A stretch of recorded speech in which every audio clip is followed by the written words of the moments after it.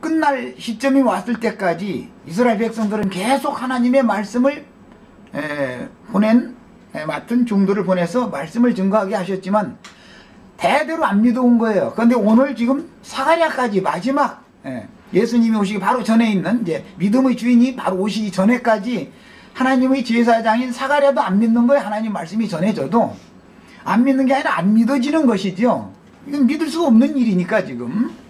야, 그러니까 현대식으로 말하자면 어안이 벙벙하고 말도 같지 않은 소리, 믿을 수 없는 소리를 들었기 때문에 하나님의 말씀을 불신하기 때문에 안 믿기 때문에 그 믿음 없는 말을 가서 나불대고 앉았으면 안 되니까 이제 벙어리가 되게 만드는 거예요.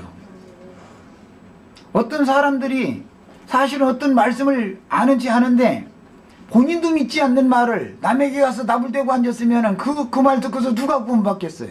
누가 죄사함을 받을 것이며 누가 하나님의 은혜를 입겠어요?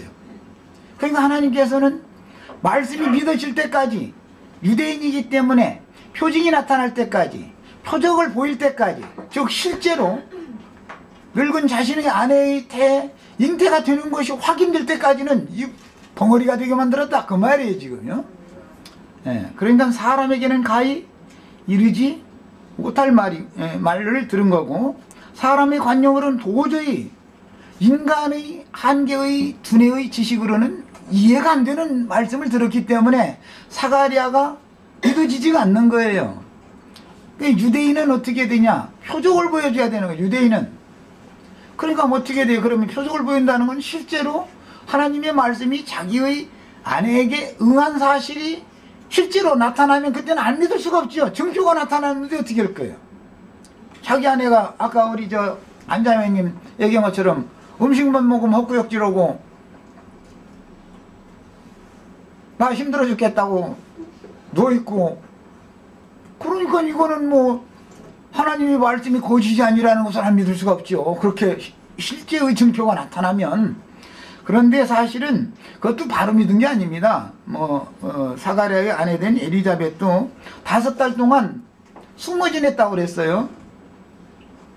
숨어 있다라는 것은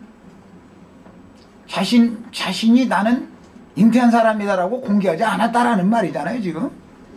자신에게 잉태가 되었음에도 불구하고 그것을 드러내기를 두려워한다 이 말이에요. 있을 수 없는 일이 자기에게 이루어졌으니까 그러는 거예요. 말 같지 않은 일이 말하자면, 세상 말로 하자면. 그러니까 이제 사가랴뿐 아니라 사가랴의 아내도 사가랴에게는 표징이 나타나도 믿음이 없고 사가랴의 아내 자체는 표징이 나타나도 안 믿어졌다 이 말을 지금 한 거예요. 이게 유대인의 신앙입니다. 그런데 그가 5달 후에 이제 6달째가 될 때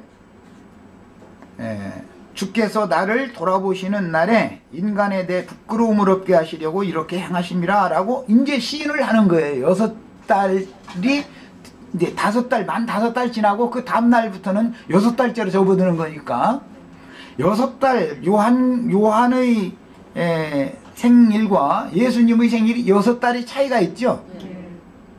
이 말은 무슨 뜻이죠?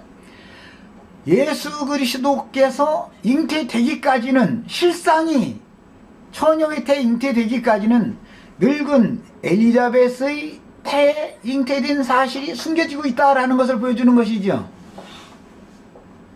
실상이 나타나야 된다 이 말이에요. 실상이.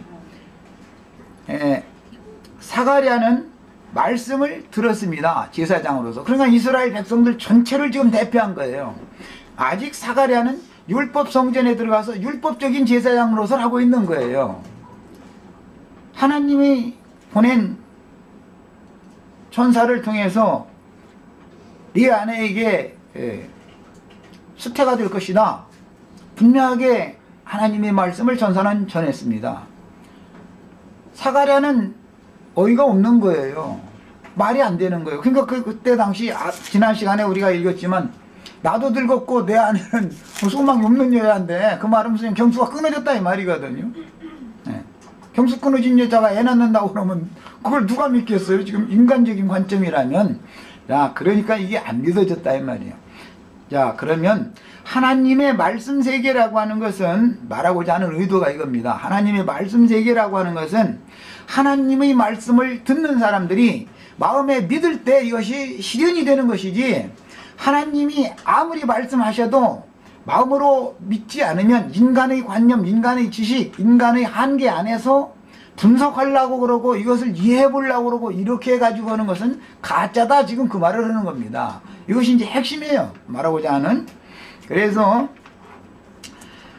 사가랴는 성소에 들어가서 이상을 본 이후로 자기가 성소에 들어갈 순번이 끝나는 기간이 차기까지 계속 혀가, 입천장이 달라붙어 가지고 말을 못하게 된 거예요. 아무리 이상을 보여주고 말씀을 해주셔도, 보여주시고 들려주셔도 본인 자신이, 복음을 전하는 제사장 직무를 맡은 본인 자신이 안 믿는 것을 나가서 함부로 백성들에게, 성소에 들어갔다 나오면 반드시 백성들에게 축사하고 하나님을 만난 이야기를 해줘야 되는 것이거든요. 하나님께서 이런 말씀하셨다, 이렇게 너희 죄를 뭐 용서하였으면 용서하셨다라든지 이걸 해야 되는 거예요. 그런데 본인도 안 믿어서 본인도 죄들의 사면을 받고 본인도 구속받은 일이 없는 사람이 남한테 가서, 본인도 안 믿는 사람이 백성들한테 가서 나불대고 가르치면 이게 되냐 이 말이에요. 그걸 해서 거짓 복음이다 그래요. 거짓 복음. 다른 복음이라 그래요. 본인도 안 믿는 것을 남한테 나불대고 다니는 거. 그건 교리를 가지고 나불대는 것이지 믿음의 말을 하는 게 아니잖아요. 이렇게 되면 본인만 멸망으로 가는 게 아니라 듣는 사람들 다 멸망으로, 거짓 것을 믿게 만들어 놨으니까 다 멸망에 들어가는 거예요. 하나님은 이걸 원치 않는다 하는 겁니다. 동일한 그런 맥락에 있는 고린도 후서 12장 말씀을 한번 더 살펴보겠습니다.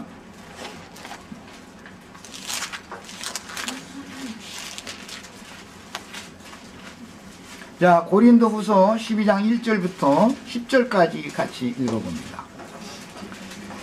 무익하나마 내가 부득불 자랑하노니 주의 환상과 계시를 말하리라. 스가랴도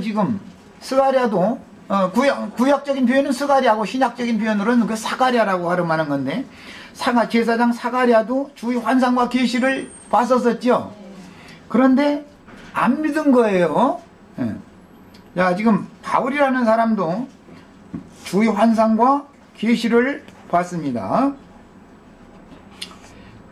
내가 그리스도 안에 있는 한 사람을 아노니 14년 전에 그가 셋째 하늘에 이끌려간지라. 그가 몸 안에 있었는지 몸 밖에 있었는지 나는 모르거니와 하나님은 아시느니라. 내가 이런 사람을 아노니 그가 몸 안에 있었는지 몸 밖에 있었는지 나는 모르거니와 하나님은 아시느니라. 내가 몸 안에 있었는지 몸 밖에 있었는지, 이 말은 이것은 영의 일이기 때문에 비몽사몽간에 이제 그런 뜻이겠죠. 자, 그런데 14년 전에 이런 체험을, 경험을 한 어떤 사람을 내가 안다, 이 말은 사실은 자기 자신의 경험을 말하는 것이죠. 어떤 남의 이야기를 하는 게 사실은 아닙니다. 바울이라는 사람이 자신의 경험을 말하는 거예요. 그런데 14년이 지나도록 그는 거기 그 일에 관해서는 입을 다물고 있는 거예요. 왜? 본인도 이것이 무언지 확실하게 믿어지지가 않았는데 본인도 알도 못하는 말을 가서 나불대고 다니면 안 되는 거겠죠. 14년 동안을 입을 다물고 있는 거예요. 지금 바울도 동일한 하나님의 주의 환상과 계시를 봤지만 14년 전에 그걸 봤습니다.